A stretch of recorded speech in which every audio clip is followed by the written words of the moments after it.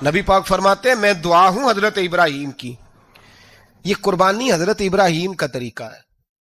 حضور نے اگرچہ نبی پاک کی اپنی سنت تھی، یہ بھی کہہ سکتے تھے سنتی و سنت ابیکم ابراہیم، میری سنت ہے اور تمہارے باپ ابراہیم کی سنت ہے. یہ نہیں فرمایا. جب صحابہ نے کہا قربانی کیا ہے، فرمایا سنت ابیکم ابراہیم، یہ تمہارے باپ ابراہیم کی سنت ہے. ہر صاحب نصاب پر قربانی واجب ہے. جو زکوٰۃ کا نصاب رکھتا ہو اس پر قربانی واجب ہے، یعنی ضروریات سے زیادہ اتنے پیسے، جتنے پیسوں سے زکوٰۃ فرض ہوتی ہے اتنے پیسے جس آدمی کے پاس قربانی سے پہلے آ جائیں اس آدمی پر قربانی کرنا واجب ہے. بکرا، چھترا، دمبا 1 سال کا یا دمبا 6 مہینے کا ہو، بل اتنا بڑا محسوس ہوتا ہو کہ لگے کہ 1 سال کا ہے، اس کی قربانی ہو سکتی ہے. جانور میں کوئی عیب نہیں ہونا چاہیے. اتنا کمزور نہ ہو کہ ذبح جہاں اسے کرنا ہے وہاں وہ چل کے جا نہ سکے، اتنا کمزور جانور نہ ہو. اس کے اندر بظاہر کوئی اتنا بڑا نقص نہ پایا جاتا ہو، کانا نہ ہو، لنگڑا نہ ہو، کوئی اس کی ہاتھ نہ کٹے ہوئے ہوں، ایسا نقص جو واضح ہو. بکرا 1 سال کا، گائیں اور بھینس یہ 2 سال کی، اونٹ 5 سال کا. اب اس میں یہ ہے کہ ہمارے بہت سارے دوست، چونکہ ہم دیہاتی لوگ ہیں تو پوچھتے ہیں کہ دوندا نہیں ہے تو چوگا نہیں ہے. تو یہ ہماری پنجابی کی اصطلاحات ہیں، پنجابی کی. شریعت اسلامیہ نے سال بتائے ہیں. یہ تو ہم نے اپنی آسانی کے لیے، یا دیہاتوں میں جو ماحول تھا اس طرح کا جانور لیں، خوبصورت جانور لیں. جو نصاب ہے وہ بھی میں نے آپ کو بتایا. لیکن ایک اور پہلو بھی ہے. نبی پاک صلی اللہ علیہ وسلم پہ زکوٰۃ کبھی فرض نہیں ہوئی، کبھی حضور پہ زکوٰۃ فرض نہیں ہوئی. نبی پاک صلی اللہ علیہ وسلم کے پاس اتنا سرمایہ کبھی اکٹھا ہوا ہی نہیں کہ زکوٰۃ فرض ہو. لیکن نبی پاک کے صحابہ فرماتے ہیں کہ مدینے کے 10 سالوں میں اللہ کے رسول نے ہر سال قربانی فرمائی ہے، ہر سال قربانی دی. اور جس سال حضور حج کرنے گئے اس سال اللہ کے نبی نے 63 اونٹ ذبح فرمائے. اور حضور صلی اللہ علیہ وسلم جب اونٹ ذبح کرنے لگتے نا تو صحابہ کہتے ہیں اونٹ خود دوڑ کے حضور کے سامنے آ کے لیٹ جاتا اور نبی پاک اسے ذبح کرتے اور فرماتے ہیں ایک دوسرے کو دھکے دیتے اونٹ کے، پہلے میں نے جانا ہے ذبح ہونے کے لیے، پہلے میں نے. انہیں پتا تھا کہ جو مصطفیٰ کے ہاتھوں ذبح ہوگا وہ تو دائمی زندگی پا جائے گا، یہاں بھی وہاں بھی زندہ. 63 اونٹ ذبح کیے. ایک اونٹ میں کتنی قربانیاں ہوتی ہیں؟ 7. اب 63 کو 7 سے ضرب دو گے تو کتنی بنے گی؟ اور پھر نبی پاک صلی اللہ علیہ وسلم نے 10 سال مدینہ منورہ میں قربانی دی، ہر سال.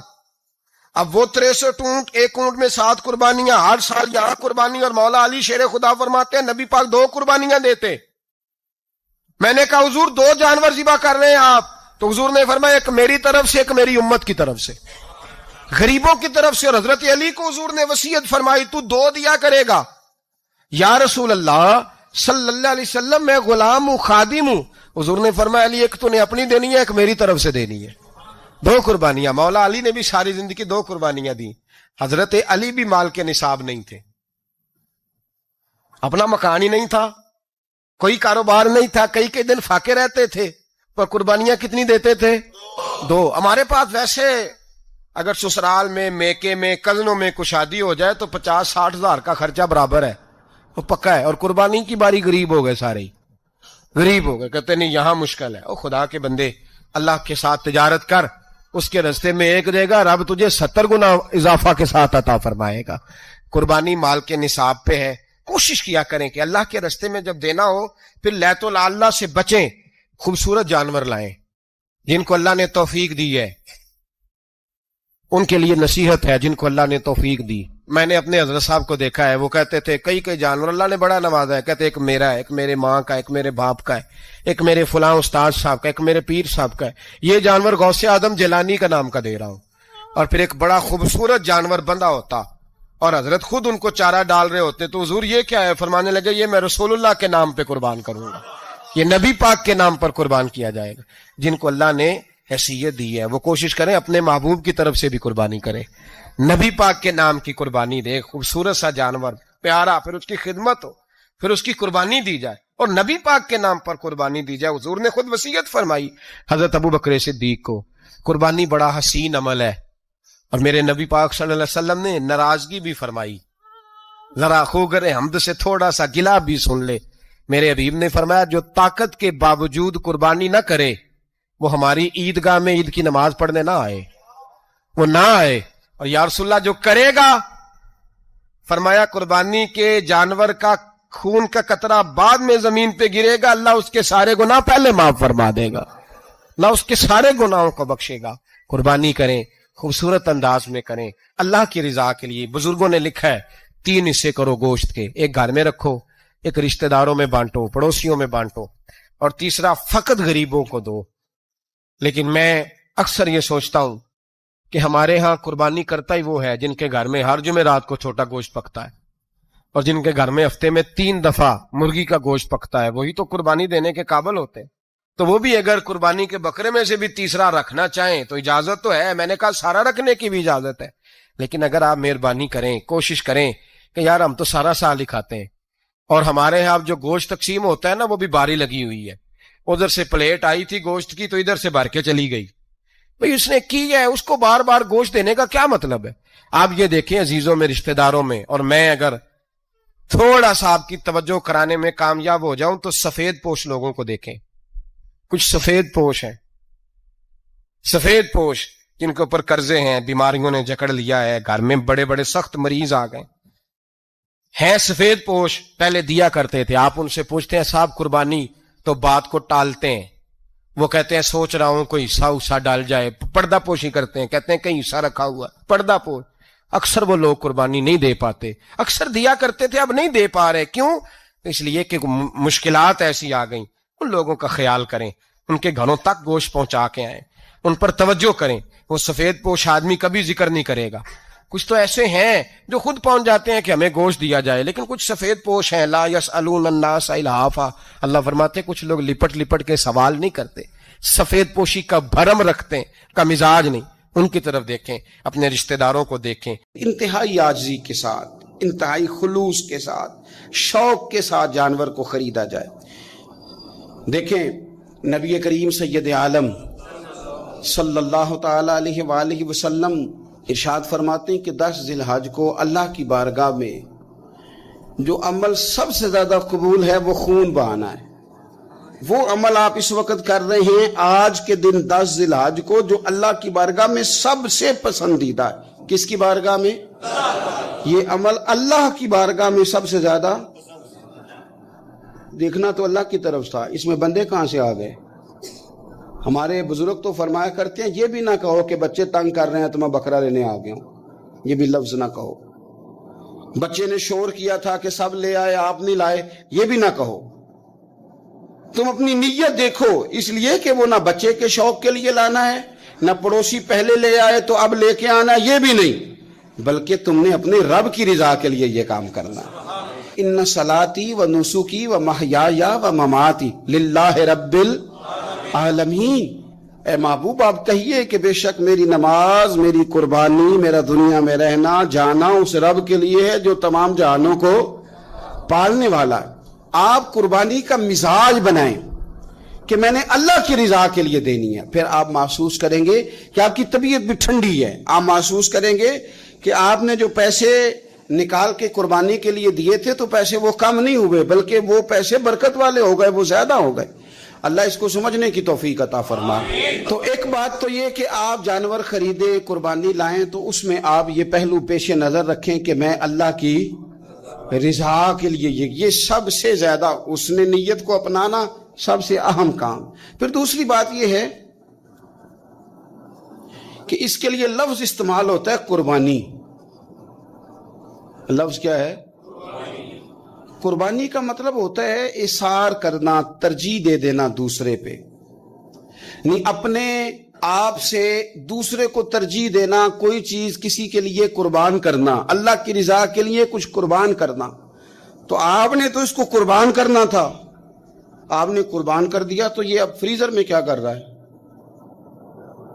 اس کو تو کرنا تھا قربان۔ کہتے ہیں نا فلانے نے میرے لیے قربانی دے دی، میں عرف عام کی بات کر رہا ہوں۔ سیٹ پہ بیٹھے تھے 2-4 لوگ، بس میں چڑھ گئے، اب ایک بندہ اٹھ گیا، اس نے جگہ دے دی، اس کو کیا کہیں گے؟ اس نے میرے لیے، یہی ہے نا قربانی۔ وَيُؤْثِرُونَ عَلَىٰ أَنفُسِهِمْ وَلَوْ كَانَ بِهِمْ خَصَاصَةٌ۔ وہ دوسروں کو ترجیح دیتے ہیں اگرچہ انہیں شدید ضرورت بھی ہو. اثار کا تو یہی معنی ہے قربانی کا.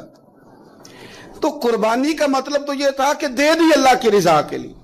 گھر میں رکھنا جائز ہے, فریزر میں رکھنا. مجھ سے کوئی دوستوں نے مسئلہ پوچھا کہ محرم شریف میں قربانی کا گوشت کھا سکتے ہیں؟ میں نے کہا سفر میں بھی کھا سکتے ہیں, ربیع الاول میں بھی کھائیں. آپ کس نے منع کیا؟ ربیع الثانی تک کھائیں. پر یہ بتا دیں کہ کیا کسی نے کہا تھا کہ بعد میں گوشت ملے گا نہیں, دنیا میں ختم ہو جائے گا؟ اتنا لمبا چلانے کی ضرورت کیا تھی؟ اس کا تو معنی تھا قربانی کرنا. تو یہ تو دے دینا چاہیے تھا, اور دینا بھی تحفہ بنا کے نہیں چاہیے تھا کہ ایک پلیٹ کے اندر میں نے گوشت بھیجا. یار میں تیرے گھر بھیج رہا ہوں گائے کا, سنا ہے تو نے اونٹ کیا ہے, تو ادھر گائے کا چلا گیا, ادھر سے اونٹ کا آ گیا, ادھر سے بکرے کا چلا گیا, ادھر سے کٹے کا آ گیا. تو یہ جناب آپ اس طرح کر کے نا اس کو کریں. آپ کو پتہ ہے, مجھے بھی پتہ ہے کہ میری اگلی گلی میں کتنے لوگوں نے قربانی نہیں کی, میری پچھلی گلی میں کتنے لوگوں نے قربانی نہیں کی. مجھے خبر ہوتی ہے میرے رشتہ داروں میں کون کون ہے, اتنا تو پتہ ہی ہوتا ہے نا کس کس حیثیت کا ہے. تو پھر یہ کہانی بنانے کی کیا ضرورت ہوئی کہ جی بانٹ دیا تھا, بس وہ خاص خاص گوٹیاں بچا کے رکھی تھیں. اسے کہا تھا کہ رانے نہ کاٹنا, باقی سارا کاٹ لینا. وہ اس کے لیے جگہ بنا لی تھی. پوچھ لیں الیکٹریشین سے آپ کہ قربانی کے دنوں میں صرف بکروں والوں کے پاس ہی رش نہیں ہوتا, فریج والوں کے پاس بھی رش ہوتا ہے, فریزر والوں کے پاس بھی رش ہوتا ہے. نہ کریں ایسا. جب اثار کر دیا, دے دیا, غربا کو تلاش کریں, مل جائیں گے. اور ان کو آپ زیادہ دینے کی کوشش کریں تاکہ کچھ دنوں کے لیے وہ استعمال کر سکے, کچھ دنوں کے لیے. میں نے یہ دیکھا ہے کہ جو لوگ بیچارے تھوڑے سے بھی خوددار ہوتے ہیں وہ بچتے ہیں کہیں شاپ پر لے کے جانے میں, اور جو لوگ روٹین میں دے رہے ہوں کسی سال انہیں مس کرنا پڑ جائے تو وہ پریشان ہوتے ہیں. ایسے لوگوں تک پہنچنا اور اس انداز میں پہنچنا کہ ہم یہ تحفہ پیش کرنا چاہتے ہیں, یہ بڑی خیر کی بات ہے. تھوڑی توجہ کریں اور ان لوگوں کو تلاش کریں. اب یہ حالات جو کچھ سالوں سے بنے ہیں یہ حالات تشویشناک ہیں. امیر آدمی کا تعلق امیروں کے ساتھ بن جاتا ہے تو اسے محسوس نہیں ہوتا کہ بل آئے تو کتنی پریشانی ہوتی ہے, اسے محسوس نہیں ہوتا کہ کچن چلانا کتنا. تعلق بن جاتا ہے نا امیر لوگوں کے ساتھ.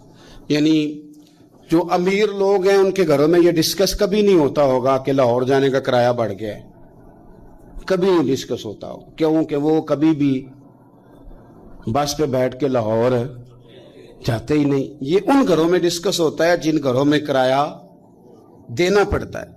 تو کمر توڑ مہنگائی ہے, چیزیں لوگوں کی پہنچ سے دور ہوتی جا رہی.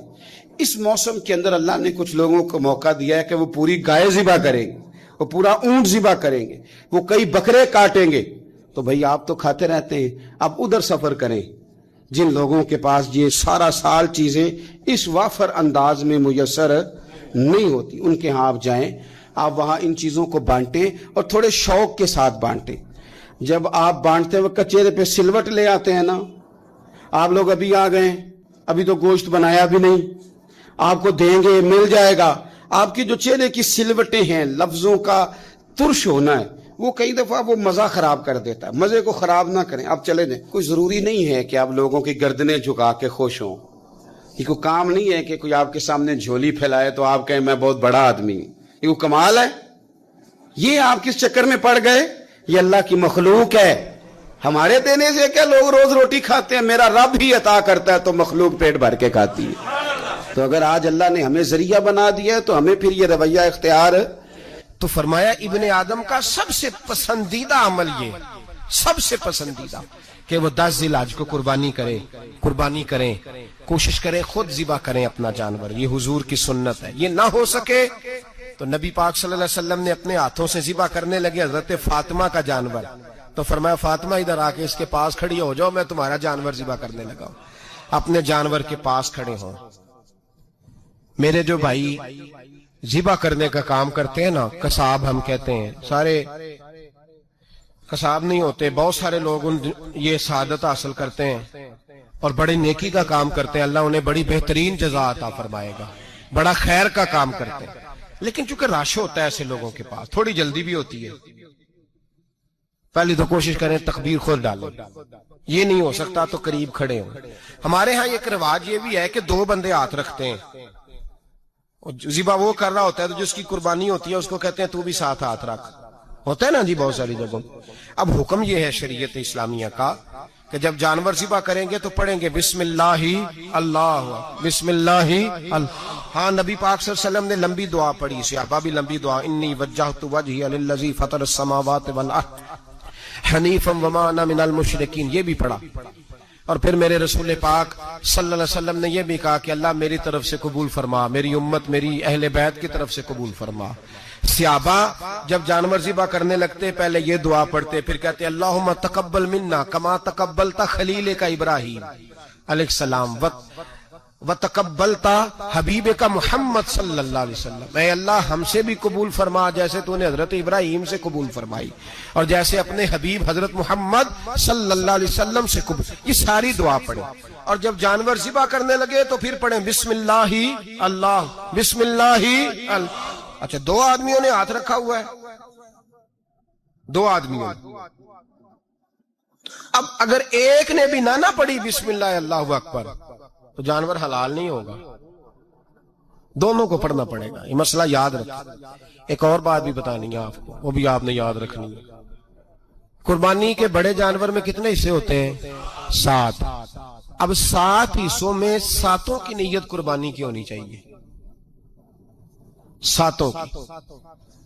6 حصے ڈال گئے, جو چلے تھوڑے سے زیادہ امیر لوگ نہیں تھے, نارمل تھے, انہوں نے 6 حصے ڈال لیے. 7واں امیر آدمی تھا, اس کو جا کے کہا یار ایک حصہ نہیں مل رہا تو چل تو نے تو 2-3 بکرے لیے ہوئے ہیں تو بھی شامل ہو جا. اس نے پہلے تو کہا نہیں یار میں نے اب لے لی ہیں. پھر جب اصرار کیا تو کہا چلو ٹھیک ہے بڑے گوشت کا قیمہ کرا لیں گے. تو اس طرح کرو, ڈال لو میرا بھی حصہ. اب 6 کی نیت قربانی کی, 7ویں کی گوشت کی, کسی کی بھی قربانی نہیں ہوگی, گئے سارے. اب اس کے لیے شرط کیا ہے کہ اس کو بھی آپ, اصل میں ہمیں مسائل نہیں آتے, نہ ہم سیکھتے ہیں نہ پتہ کرتے ہیں, پھر خرابی ہوتی ہے. اب اس سے کہیں کہ یار قربانی سے پہلے اپنی نیت کا اعادہ کر, اپنی نیت کا اعادہ کر, بتا کہ تیری نیت کیا ہے, اگر غلط ہے تو صحیح کر لے, تاکہ سب کی قربانی تو بتا. یہ جو تو رکھ رہا ہے قربانی تو کس کی قربانی کر رہا ہے؟ دادا جی کے نام کی, ابا جی کے نام کی, اپنے پیر کے نام کی, استاد کے نام کی, یا رسول پاک صلی اللہ علیہ وسلم کے نام, نبی پاک کے نام؟ اس سے پوچھیں اور جو وہ نیت بتائے اس نیت کی دعا ہوگی, اس کی طرف سے کہا جائے گا اے اللہ اس کی طرف سے اسے قبول. میری بات کی سمجھ آ رہی ہے میرے عزیزوں کو؟ اور اس ارادے کے ساتھ قربانی, اگر ایک کی بھی نیت خراب ہو گئی تو مسئلہ بگڑ گیا. اس لیے ان مسائل کو, اور نبی پاک کے نام کی جو قربانی ہوگی, سبحان اللہ. میں کرامات کا زیادہ قائل نہیں, ہم کرامات کے نہیں کیفیات کے قائل ہیں, کیفیات کی. اور دین ویسے بھی لفظوں کا نام نہیں کیفیت کا نام ہے. میرے حصہ فرمایا کرتے تھے ہم کرامت سے زیادہ کیفیت کے قائل ہیں. اگر مرید ساری زندگی کرامتیں سناتا رہے اور کبھی اسے مدینے جانے کا شوق ہی پیدا نہ ہو, کبھی نبی پاک کے نام پہ آنسو نہ آئے, تو پھر کرامت کا فائدہ نہیں, کیفیت تو ملی نہیں اسے. ہم کیفیت, اسی طرح ہم نظرانے کے نہیں نظر آنے کے قائل ہیں. تو بھائی یہ یاد رکھ لیں, کیفیت کا نام دین ہے. نبی پاک کے نام کی قربانی میں قائل تو نہیں کرامت کا, لیکن ایک بات میں نے اپنے ایک استادوں سے, ایک بزرگوں سے سنی ہے, میرا دل کرتا ہے وہ سنا دوں آپ کو. اور بزرگوں کا قول ہے اصل رنگ جو میں عرض کر رہا ہوں اسی رنگ میں اس کو رکھیے گا, اور جس حد تک میں بات کر رہا ہوں اسی حد تک رکھیے گا. اب ہر آدمی کے پاس موبائل ہوتا ہے, فوراً بات ریکارڈ ہوتی ہے, فوراً میڈیا پہ جاتی ہے, فوراً لوگ کمنٹس کرتے ہیں. تو بھائی جس حد تک سناؤں اسی حد تک رکھیے گا. میرے ایک بزرگ فرمایا کرتے ہیں کہ نبی پاک کے نام کا جانور ذبح کرو اور وہ گوشت اس آدمی کو کھلاؤ جس کا حافظہ کمزور ہے, اللہ اسے وسیع حافظہ عطا فرمائے گا. اور فرمایا کرتے کہ میرا تجربہ ہے, نبی پاک کے نام کا جانور ذبح کرو اور جس آدمی سے کوئی گناہ نہیں نہ چھوٹتا, کسی گناہوں میں الجھ گیا ہے, اسے وہ والا گوشت کھلاؤ, اللہ اس کے دل میں نور پیدا فرمائے گا اور گناہ سے نفرت ہو جائے گی اسے, جو نبی پاک کے نام کا جانور ہو. تو ہم جو سیکھنے والے لوگ ہوتے ہیں, ہمارا دل کرتا ہے کہ چلو تھوڑا سا اپنی طرف سے بھی پوچھ لیں. تو میں نے کہا حضور اگر بیمار کو کھلا دیں تو فرمانے لگے کھلا دو, اللہ صحت دینے والا ہے, پر بیمار کے لیے دعائیاں بڑی ایجاد ہو گئی ہیں, گناہگار کی دعائیاں نہیں ملتی. बीमारों की दवाइयां बड़ी हैं, गुनाहगारों की नहीं मिलती। गुनाहगार को खिलाओ, इसलिए कि जो चीज मुस्तफा के नाम से मंसूब हो जाती है रब उसकी बड़ी कदर फरमाता है, अल्लाह उसकी बड़ी कदर करता है। जो चीज नबी पाक के नाम से मंसूब हो जाती है अल्लाह उसकी बड़ी कदर फरमाता है। मेरे नबी पाक अलैहिस्सलाम ने फरमाया, मेरा कलमा पढ़ने वाला मोमिन जब दोजख से गुजरेगा तो दोजख कहेगी जल्दी जल्दी गुजर जा, जल्दी जल्दी। जहन्नम की आग कहेगी जल्दी जल्दी गुजर जा, जल्दी। तो मोमिन कहेगा तू तो आ गया, तुझे क्या बात हुई, पुल सिराज से गुजर रहा है, क्या मसला हुआ। उसके पास से गुजर रहा है दोजख के, तो पास से गुजरते वक्त भी कहते हो जल्दी गुजर जा, कहीं ऐसा ना हो कि तेरे नूर की चमक मेरी आंख को ही ठंडा कर दे। ये शान है उनके गुलामों की, तो सरकार का आलम क्या होगा। तो मेरे रसूल पाक अलैहिस्सलाम से जो शय मंसूब हो जाती है उसकी अल्लाह बड़ी कदर फरमाता है, जभी तो हमारी कदर है। अल्लाह फरमाता है कुन तुम खैरा उम्मतिन, तुम जिस तरह के भी हो सबसे अफजल, इसलिए कि मेरे मोहम्मद का कलमा जो पढ़ते हो सल्लल्लाहु अलैहि। तो कुर्बानी करें, अच्छी नीयत के साथ करें, खुलूस के साथ। कुर्बानी के गोश्त के 3 हिस्से करने। एक देना है खालस गरीब लोगों को, जी क्या देना उनको, जी गरीबों को क्या देना है, नाल झिड़का नहीं देनियां 250 आ भी गए हो तुसी, अजे तो खल भी नहीं लाई, चिड़का नहीं देनियां, और जो तेरे दरवाजे तक चल के आ गया। और अल्लाह पाक से डरा कर, बस ये सोच के उसने तुझे देने वाला बनाया है। भाई ये सोच कि कोई किसी के दरवाजे तक नहीं जाता, ये सोच वो बड़ा बेनियाज है, कुछ का कुछ कर देता। तेरे दरवाजे तक आ गया ना, बस ठीक हो गया। तू समझ कि उसने तुझे बड़ी इज्जत दी है, तेरे दरवाजे तक छापर लेके आया, झिड़के ना दे, उत्ते बह जा, तू आ भी गया है, ऐसे ना कर, ऐसे ना कर बिल्कुल। बस जो आ गया है ना उसको इज्जत दे, वकार दे। गरीब को गोश्त देना है, 7 झिड़के नहीं देनी।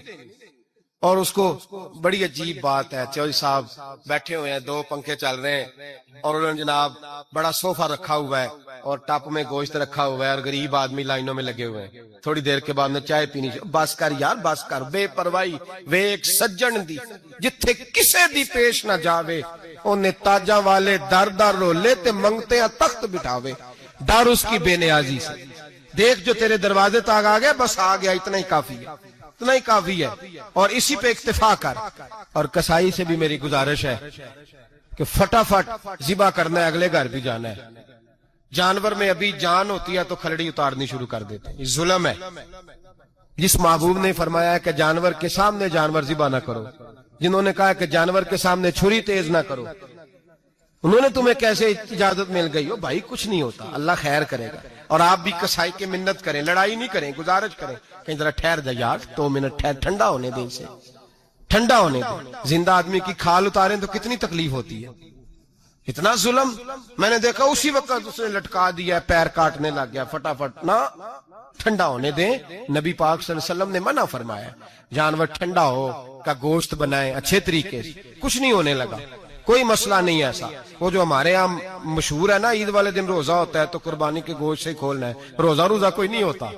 बस इतनी बात है कि अच्छी बात है, मुस्ताहब है, अच्छा फेल है कि आप सबसे पहला खाना कुर्बानी का गोश्त ही खाएं। तो शुगर वाले बेचारे की शुगर लो हुई है, गोश्त मिलेगा 5 बजे, वो तो मर जाएगा। तो कोई जरूरी नहीं, वो खाना खाए जो घर में मौजूद है, नाश्ता वो करे, कोई ऐसी बात नहीं।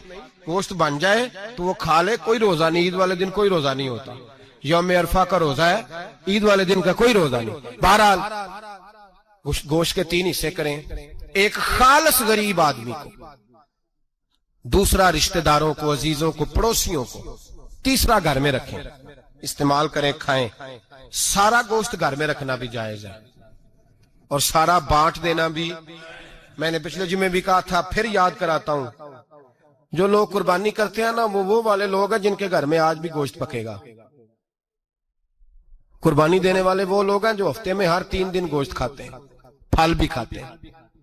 तो आप तो सारा साल खा रहे हैं, हर जुमे वाले दिन 3 किलो बकरे का गोश्त आता है।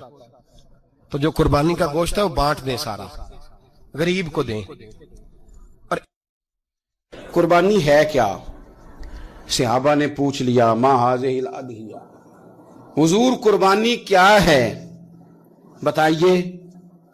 तो अब कुर्बानी का एक सादा मफहूम है कि مخصوص جانور مخصوص وقت میں اللہ کے قرب کی نیت سے ذبح کرنا قربانی ہے، اور اس میں بتا دیا گیا کہ گائے بھینس اور بھیڑ بکری اور اونٹ، اور اس میں ساری اقسام شامل ہیں، نر بھی مادہ بھی خصی بھی غیر خصی بھی، سارا کچھ شامل ہے۔ یہ بھی ایک جملہ تھا، بتا دیا جاتا۔ پوچھا یا رسول اللہ قربانی کیا ہے؟ پتہ ہے حضور نے فلسفہ کیا بیان کیا؟ فرمایا سنتی ابیکم ابراہیم،